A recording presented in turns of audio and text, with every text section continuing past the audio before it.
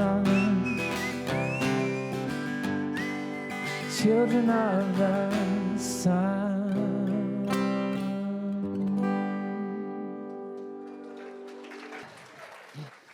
And now, the moment you've all been waiting for, the beautiful Reverend Dr. Ken Wilcox. Thank you, Sam. Thank you, Lucy. Thank you, everyone. Welcome to the Center for Spiritual Living. My name is Reverend Ken Wilcox. You're most welcome to be here. We are a unique spiritual community. We're a community that doesn't have any dogma. We don't tell you what you have to believe. We encourage you to come to a God of your understanding. And to make that possible, we ask you to do one simple thing each Sunday morning.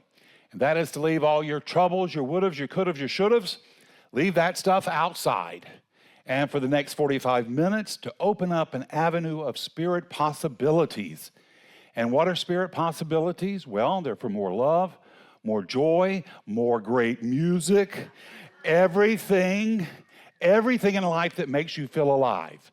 Because that's what Spirit is doing through you and through me, showing up in the physical, recognizing itself through our love, our joy, and our laughter. So know you're in a great place this morning, and Spirit is going to recognize and reward you abundantly. Well, I have a couple of announcements this morning. The first one is that we are in need of greeters.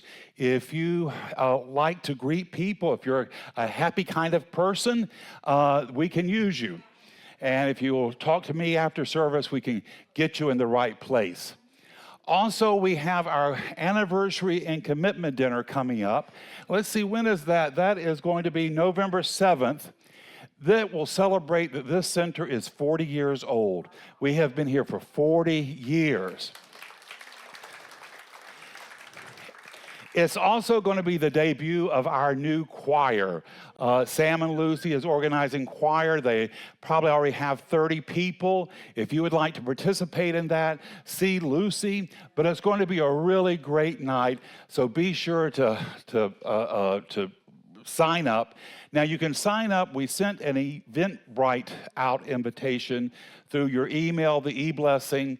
But if you didn't get it, or if you want to sign up, there's a list outside that you can sign up under the fountain. You only need to sign up once because we need to get an accurate head count.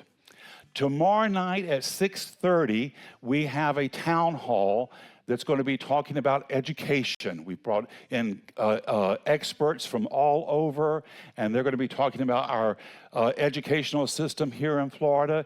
If that interests you, it'll be a good, informative talk. And to sign up for that, there's a flyer outside. You need to scan the QR code, but that'll be a really interesting event. On the 25th, we have our Mystic Fair. And we need people on the Saturday, October 25th, at 7 a.m.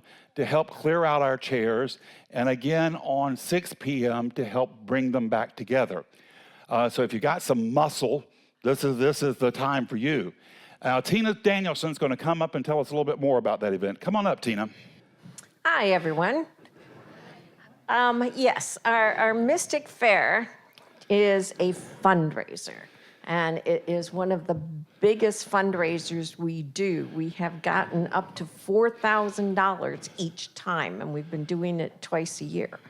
So instead of one of these passing out the tray and having you give $10 for everybody, what we need you to do is social market the event.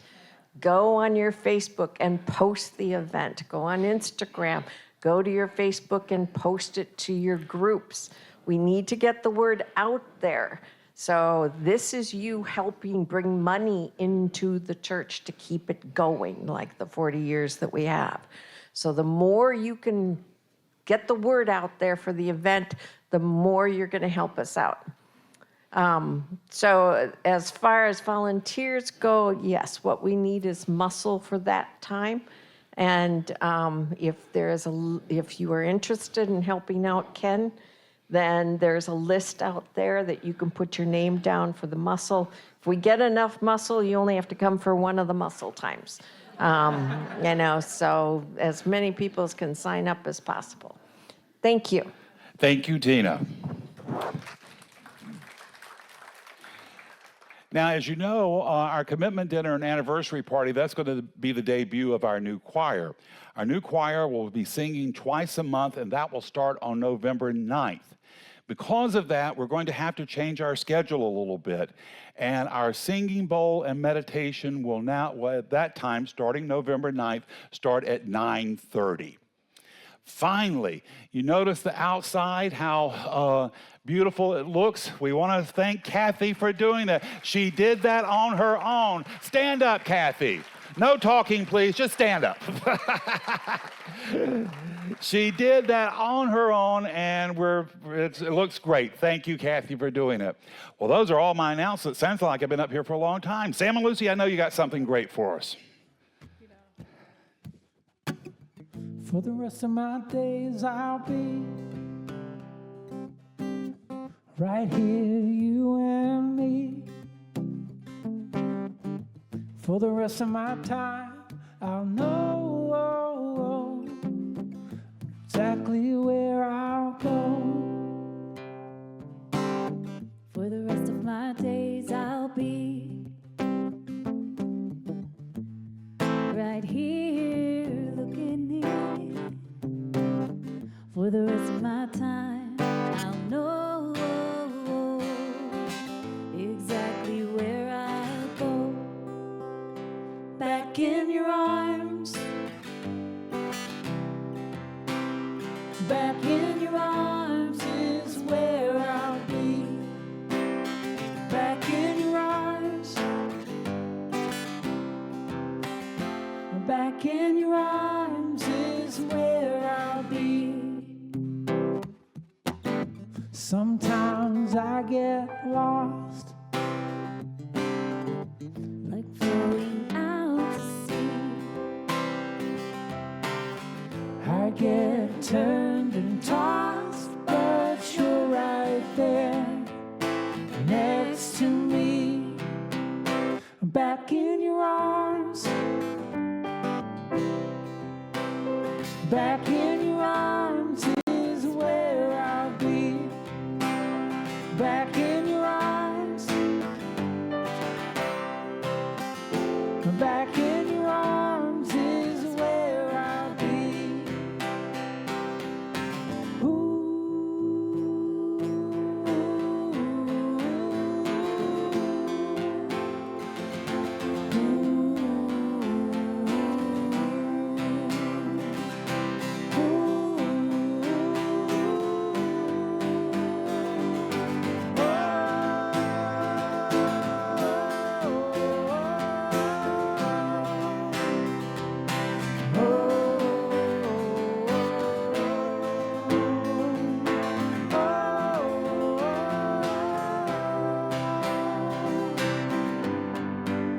Back in your arms, For the rest of my days I'll be back in your arms, right here, you and me. back in your arms. For the rest of my time, I'll know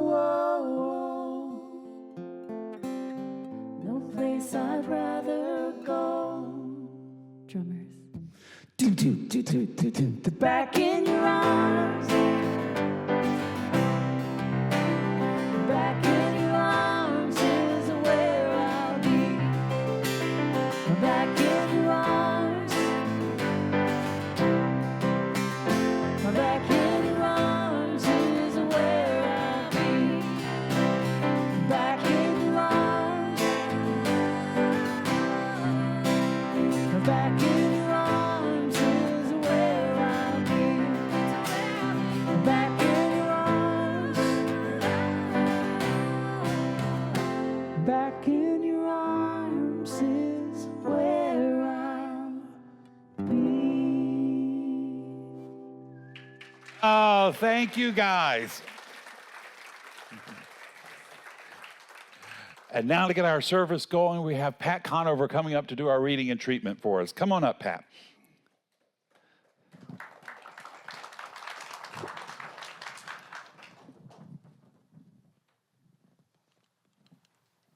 Surprise, surprise, another poem. The worst thing we ever did was put God in the sky, out of reach, pulling the divinity from the leaf, sifting out the holy from our bones, insisting God isn't bursting dazzlement through everything we've made, a hard commitment to see as ordinary, stripping the sacred from everywhere to put in a cloud man elsewhere, prying closeness from your heart. The worst thing we ever did was take the dance and the song out of prayer, made it sit up straight and cross its legs, removing it of rejoicing, wiped clean its hip sway, its questions, its ecstatic yowl, its tears. The worst thing we ever did is pretend God isn't the easiest thing in this universe, available to every soul in every breath. And that was written by Chelan Harkin.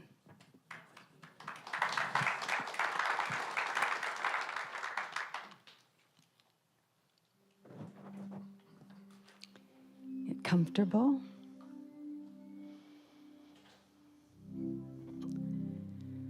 The God we know is here with us. It's in this community. It's in this country. It's in this world. The power and energy of all of us together flows into and out of God. I'm so grateful for this knowing that I and everyone here am connected to the spiritual oneness. I give thanks for the energy and the joy and the love available to all of us so that we may share it with the world. I give thanks for all of this. I give thanks, of course, for our spiritual leader, Reverend Ken, for all of us here at CSL St. Augustine. And it is with great joy I send this into the universe to do its good work by saying, and so it is.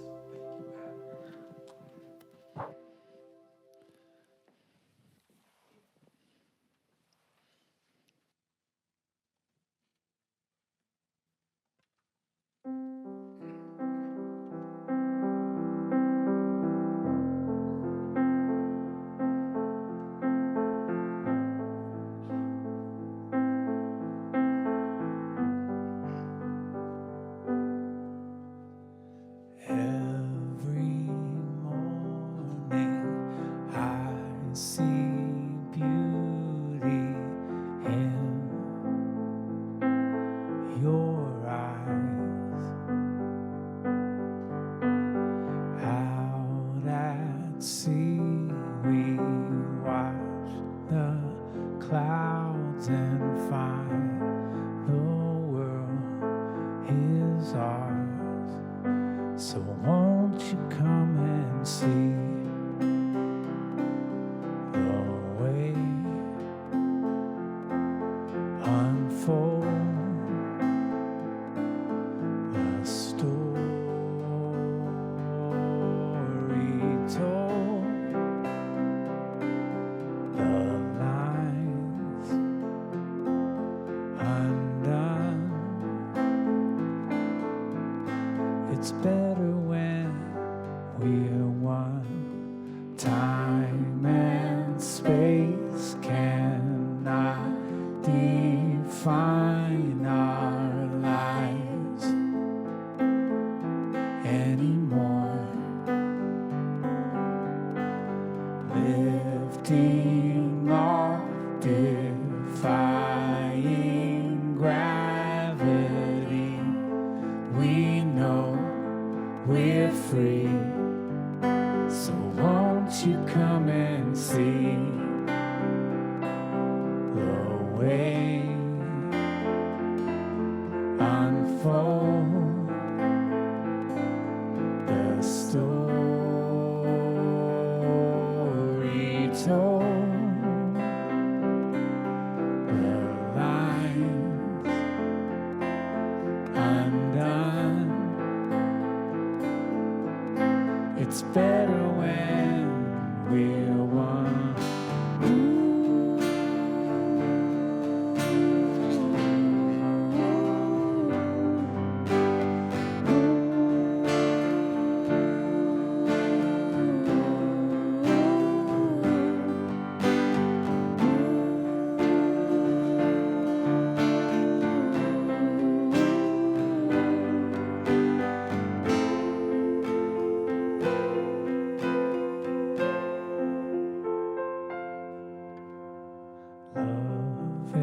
expanding.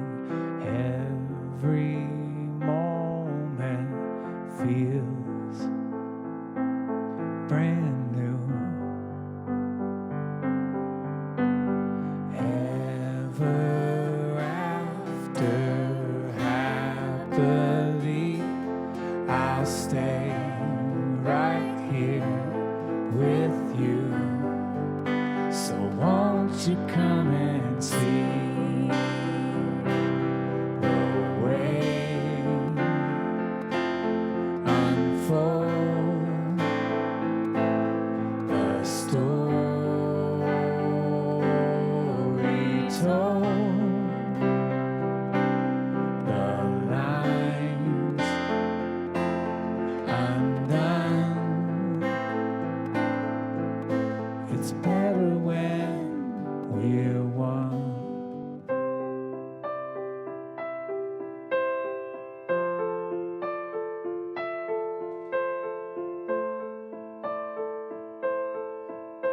It's better when we're one.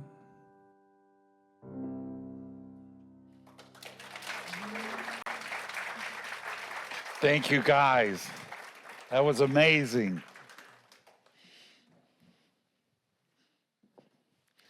So my talk title this morning is The Christ Consciousness. Christ Consciousness. Now, many of us grew up, perhaps like I did, being taught that when Jesus came to earth, he came already fully orbed. He already came divine, already miraculous. But what if there's more to the story? What if Jesus actually had to grow into the Christ consciousness in the same way we grow spiritually, step by step, breath by breath, revelation by revelation?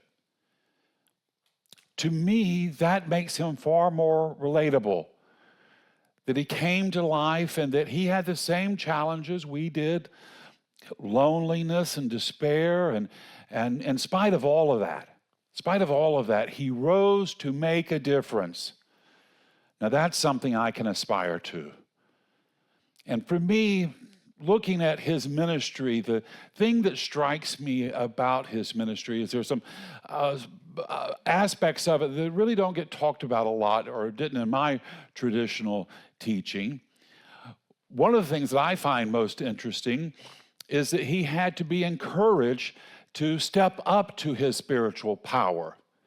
His first miracle, the first miracle he performed, was when he turned the water into wine. Now that should tell us something. First of all, he was having a good time. Yeah. When we're having a good time, when we're laughing, when we're enjoying life, when we're loving life, we're at a high vibration. And at that vibration, we can make connection. Now, turn to spirit certainly when you're brokenhearted, when you're depressed and down, but also when you're with friends and you're laughing so hard you have to catch your breath. When you hold a newborn in your arms. When you look out at the sky turning beautifully pink in the morning. Use those moments, because that's what Christ did. He was at a party with family and friends. His mother and all her friends had drank up all the wine. And she came to him and said, "You can do this." My heart breaks for this little Jewish guy, being there in front of family with his mother and her demanding him make wine. And in scripture it says, not a jar of wine. She told the servant to bring jars of wine. Now, can you imagine her with all her friends and jars of wine?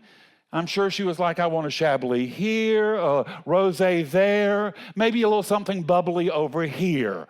Yeah. And he stepped up to it. He stepped up to it. That's the reason community is important. We have to be reminded sometime to step up to our power, to step into our courage, to step into our convictions. The second aspect of his ministry that gets overlooked is that he stepped into his miraculous nature by praying for others, by thinking of others. He seldom prayed for himself. And when he prayed for others, when people came to him for prayer, he didn't discriminate. He prayed for everyone. Even when the Roman centurion, the Roman soldier, the most hated people in Israel at that time, when the Roman centurion came for help, he gave it to him. He healed his servant. Now, Edgar Casey, he said Jesus wasn't magically gifted, that he trained his own consciousness. And he says it's the 17-year, period between when he astonished the scholars at the temple when he was still a little kid, and then when he shows up as a grown man in front of John the Baptist. He said during this time, which we don't know anything about, Edgar Casey said he studied, he explored, he deepened his spiritual understanding. And this is what we're all called to do. We're all called to deepen our understanding. Now, to me, this view of his life is encouraging. It means the Christ-like isn't exclusive. It's a state of awareness that we can all step into, we can activate. It is the natural expansion of our divine possibilities, awakening within us. The gift has already been given. It's ours to accept. Dr. Holmes, he founded our wonderful teaching. He said we can all reveal truth through our intuitive and spiritual nature. And he said, you do it by recognizing the indwelling God. Now, I know for a lot of people, the term God can be tricky. So all you have to do is add an extra vowel to it and call it the indwelling good. The indwelling good. That presence within you, that impulse to make life better right where you are. To become a channel for Spirit's blessings. That's what we can do. And it's easier than sometimes we think. I saw a video this week, and it was of a young girl. She had been visiting her grandmother in the nursing home, and she noticed how many of the residents there, they lived through their days without anything to look forward to. And so she started going around and asking them, what would you like to have? Now, for most of them, it was a book, it was a magazine, and in this being in the South, a lot of them asked for Vienna sausages. Yeah. Now, if you're not from the South and not familiar with Vienna sausages, first of all, they're not from Vienna, and I have suspicion about the sausage part of it, to be honest with you. I was force-fed them as a kid, and I think if I ate a can of them now, I would be in the nursing home myself.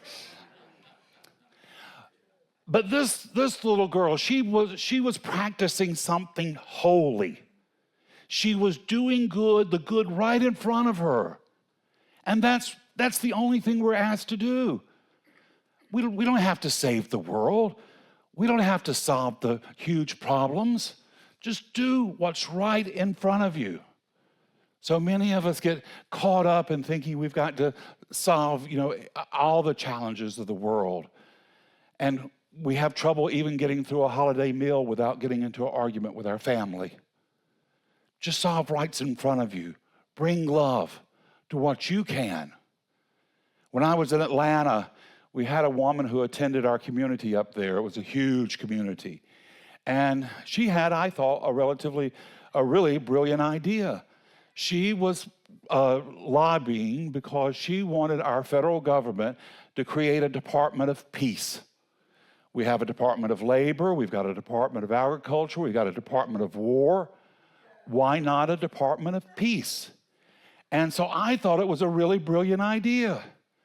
But there was one problem to it. She personally was mean as a rattlesnake. I went out to lunch one time and she was so rude to the waiter, I was reluctant to eat the food he brought to the table. You can't have that kind of anger in your heart and produce love. It starts within you. The love must start within you. Holiness starts small. It begins with the compassion where we are. And many of the times it's the compassion just to be forgiving to ourselves. This is what Christ illustrated. As I said, at the time, the most hated people in Israel were the Romans. Yet when a Roman centurion asked him for help, Jesus didn't refuse because of his politics. He did the good in front of him. He healed the servant. This is what it means to grow into Christ consciousness, to know ourselves as God knows us, as love itself. Meister Eckhart wrote, "The eye which I see God is the same eye which God sees me. What I am looking for, I am looking with." We are never separate from God, not for a moment. We awaken to that connection and we live from it. And when we do, it dissolves shame and loneliness. It dissolves the myth and the falsehood that we are cut off from spirit. Christ said, "I and the Father are one." Dr. Holmes, he echoed that idea. He says there's one life. That life is God, and that life is my life now. We don't have to earn it. We just have to live from it. And we go from searching for the solution to being the solution. But we can't do this if we're going around constantly complaining how bad life is, how tired we feel, or how hopeless the world seems. To be the blessing, we must keep our vibration high, to hold the high watch for ourselves and each other. This past week, I witnessed a wonderful blessing. My prayer partner became a grandmother for the first time this week. Now, years ago, when she was a young woman, she desperately wanted a baby. And they had tried, and she couldn't get pregnant. So eventually she had decided to adopt a baby. But as you know, that can be a challenge within itself. On Christmas week, the week of Christmas, she got a call from her employer to say that her sister, who had been planning to adopt as well, had found a baby, but because they had found out the baby was Hispanic, they didn't want to adopt it. And they were asking my friend, would she be willing to go get the little guy? And she was like, "Of course, I'm on my way. Tell me where to go." So the little guy was in San Antonio, Texas. And that meant the week of Christmas, she had to scrape together $5,000. And that was when $5,000 actually meant something. And that was before they had ATMs. So she was having to go to the bank and hustle and move things around and call on people to get the money. She got the money together and she went out to Texas and she got her little boy. She's told me a lot. She said, "I never thought of myself as a mom who had adopted a kid." She said, "The moment they put that baby in my arms," she said, "I was his mom." And that was it. So she got the baby. She was getting ready to leave the hospital, and the adoption authorities came to her and they said, "Well, we're sorry, but he has to stay in the state of Texas for 10 days. You can't take him out for 10 days. And she didn't know what she was going to do. She hadn't planned on that.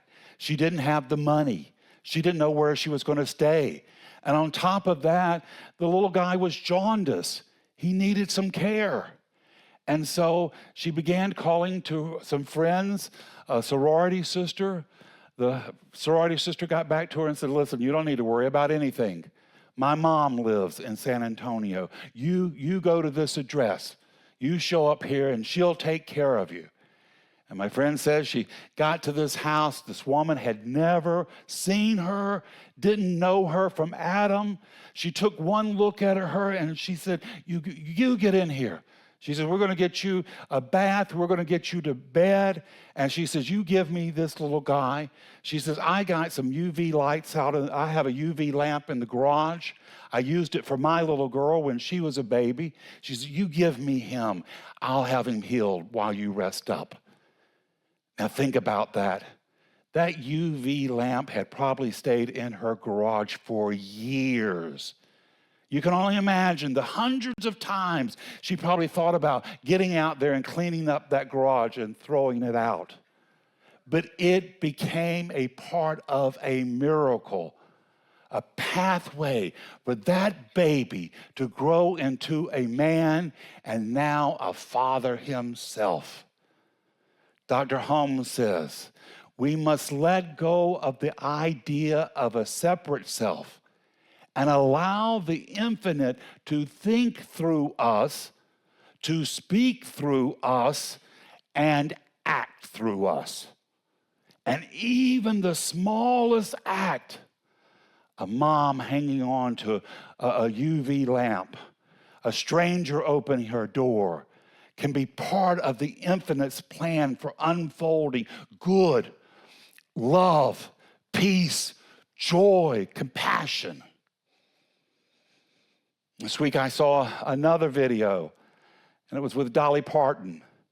She had to release a video to reassure her fans that she was okay.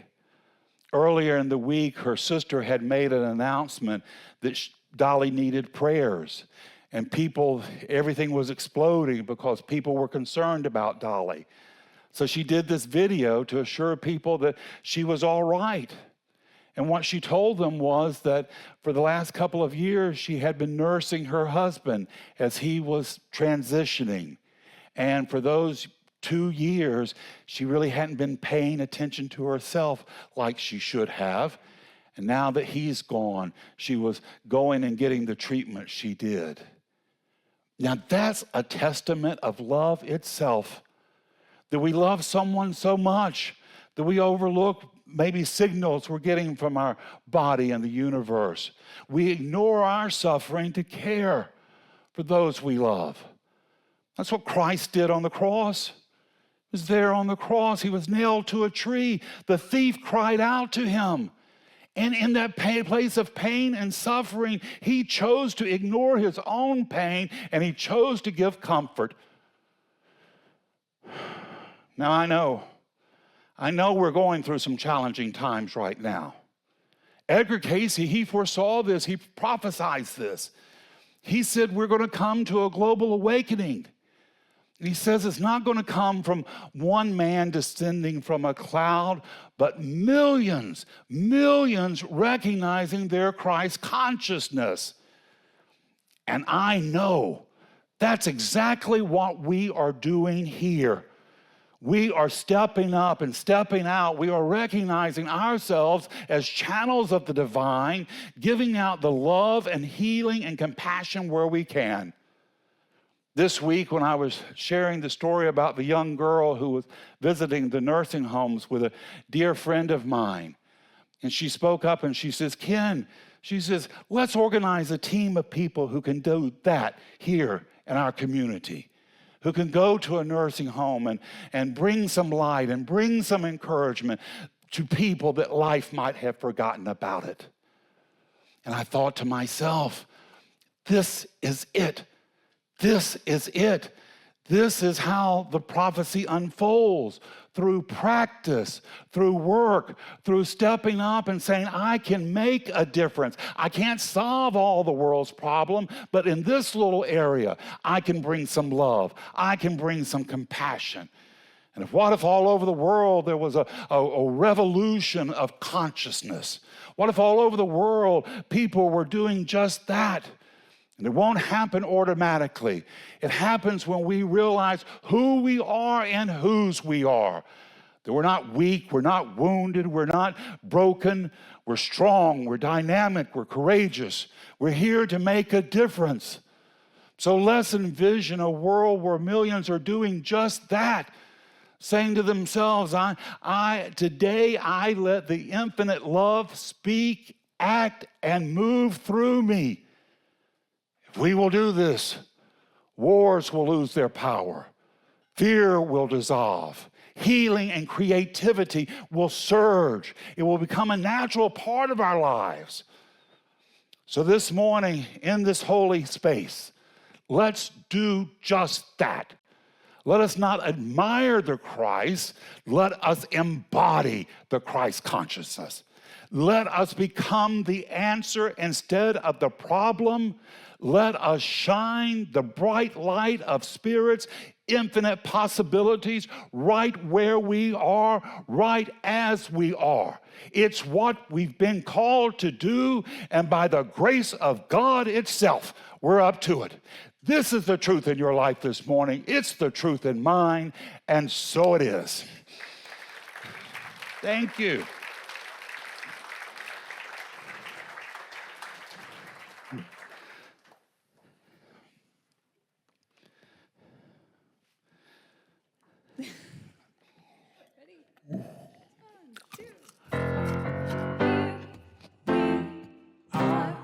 Making ourselves aware, the beginning is now. Washed anew, seeing life with new eyes, we're opening up. We are here in the sunlight, dancing in our dreams. I see the new day dawning. I feel my new life calling to me. I see my light is shining around. I am free.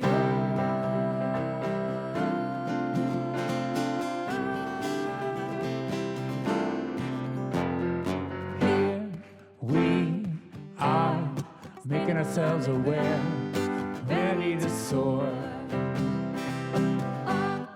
We see possibilities leading to more.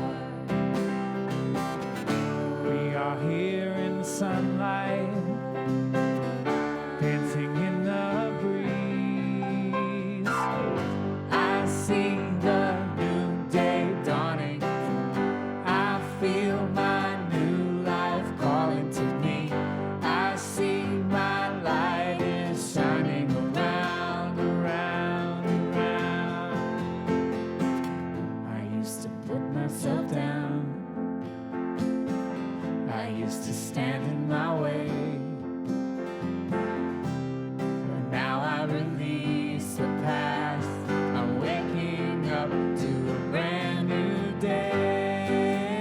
I see the new day dawning. I feel my new life calling to me. I see my light is shining around, around, around. I see the new day dawning. I see the new day dawning. I see the new day dawning. I see the new day dawning. Thank you, guys. So now we come to the time we support our community and we support this wonderful place because it is doing amazing and good work.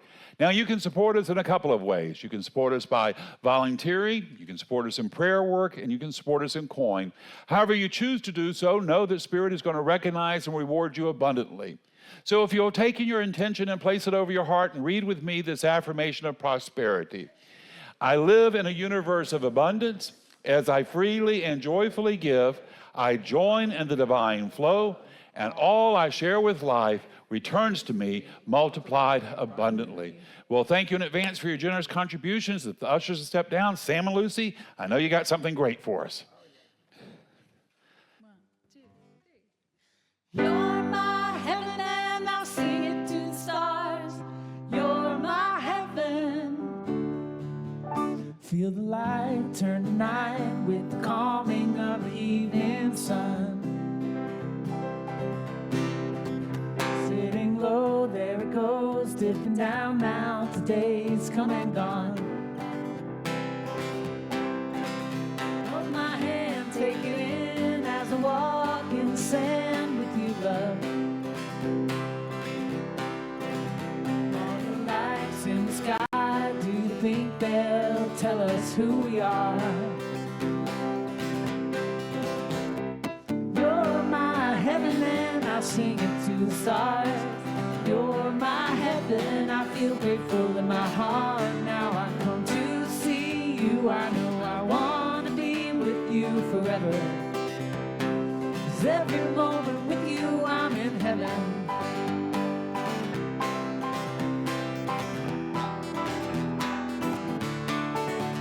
Wind blows high with the tide in the sky, little fires are shining,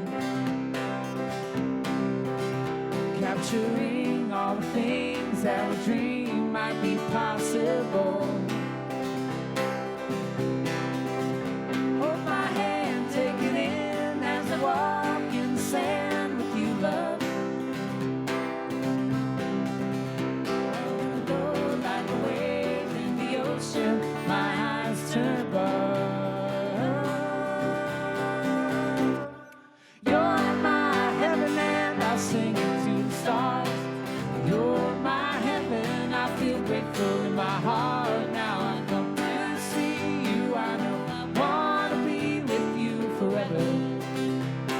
'Cause every moment with you, you're my heaven, and I pray to the angels that I live you always, and I serve you like the queen. You are my heaven, and I pray to always be with you. Oh, oh, you're my heaven.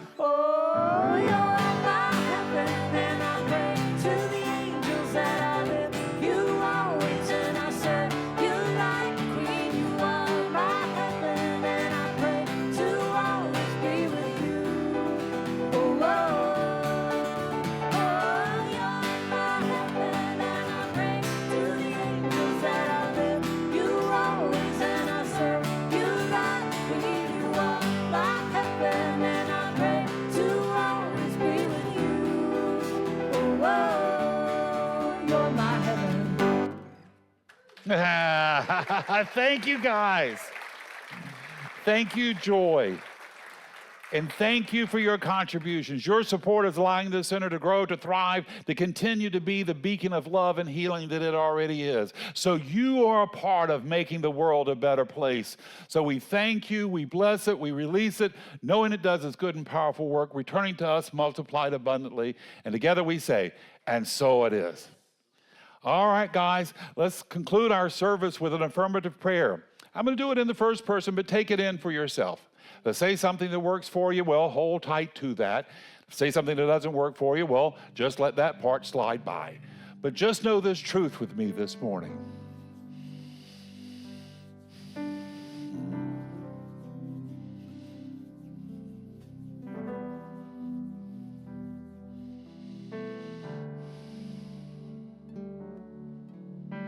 There is but one God and one mind and one power. That power is perfect love, it's divine intelligence. It showed up in life through me, through my best ideas for myself. So here and now, in this sacred place with this high vibration, I choose to let go of all my thoughts of lack and limitation, of woundedness and victimhood. I lift my eyes up to a greater knowing, to see myself as Spirit sees me, strong, dynamic, out in the world making a difference. So here today in this sacred space filled with all these wonderful loving souls, I lift my eyes up to a greater power knowing for myself that I'm one with God and God is good, and that I am here in life to allow blessings to rain down upon me. There's nothing too hard for God, and there's nothing too good for me.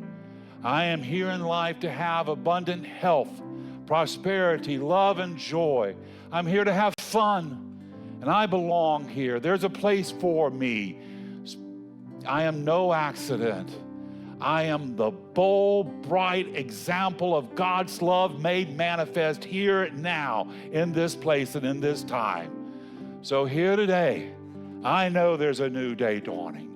Here today, I look out on a sea of turmoil and trouble, and I can lift my eyes up to the breaking of a new dawn, a new heaven, a new earth, a new possibility, where all of us can live together in peace, where the lamb has lain down by the lion, and we can live in sisterhood and brotherhood. War is ended, and peace and love and joy break out on all our land, and heaven itself rain down upon us.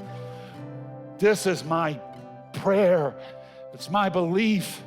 It's what God has sent me to create, and I am not turning back.